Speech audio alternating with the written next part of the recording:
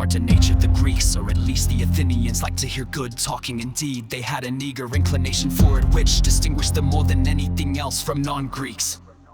And so they required good talking, even from passion on the stage, and submitted to the unnaturalness of dramatic verse with delight in nature forsooth. Passion is so sparing of words, so dumb and confused, or if it finds words so embarrassed and irrational and ashamed to itself. We have now, all of us, thanks to the Greeks, accustomed ourselves to this unnaturalness on the stage, as we endure that other unnaturalness, the singing passion and willingly endure it. Thanks to the Italians, it has become a necessity to us, which we cannot satisfy out of the resources of actuality. To hear men talk well and in full detail in the most trying situations, it enraptures us at present when the tragic hero still finds words, reasons, eloquent gestures, and on the whole a bright spirituality where life approaches the abysses and where the actual man mostly loses his head and certainly his fine language. This kind of deviation from nature is perhaps the most agreeable repass for man's pride. He loves art generally on account of it as the expression of higher heroic unnaturalness and convention. One rightly objects to the dramatic poet when he does not transform everything into reason and speech, but always retains a remnant of silence, just as one is dissatisfied with an operatic musician who cannot find a melody for the highest emotion, but only an emotional, natural stammering and crying.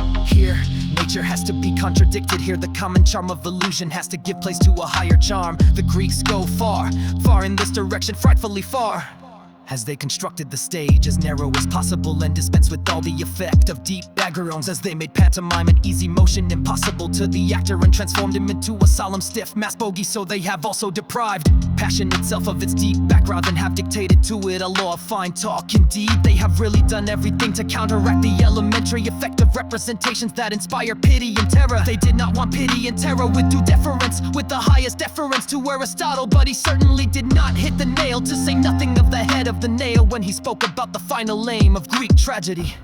Let us but look at the Grecian tragic poets with respect to what most excited their diligence, their inventiveness, and their emulation. Certainly it was not the intention of subjugating the spectators by emotion. The Athenian went to the theater to hear fine talking, and fine talking was arrived at by Sophocles. Pardon me, this here, see, it is very different with serious opera hall. Its masters make it their business to prevent that personages being understood.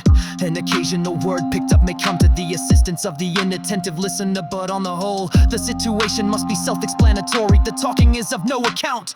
So they all think, and so they have all made fun of the words. Perhaps they have only lacked courage to express fully their extreme contempt for words. A little additional insolence in Rossini, and he would have a la to be sung through what it might have been the rational course. The personages of the opera are not meant to be believed in their words, but in their tones. That is the difference, that is the fine unnaturalness on account of which people go to the opera. Even the recitative o secco was not really intended to be heard as words and text. This kind of half music is meant rather in the first place to give the musical ear a little repose, the repose from melody as from the sublimest, and on that account the most straining enjoyment of this art. But very soon something different results, namely an increasing impatience and increasing resistance, a new longing for entire music, for melody.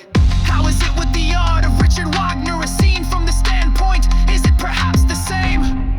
Perhaps otherwise. It would often seem to me as if one needed to have learned by heart both the words and the music of his creations before the performances, for without that, so it seemed to me, one may hear neither the words nor even the music.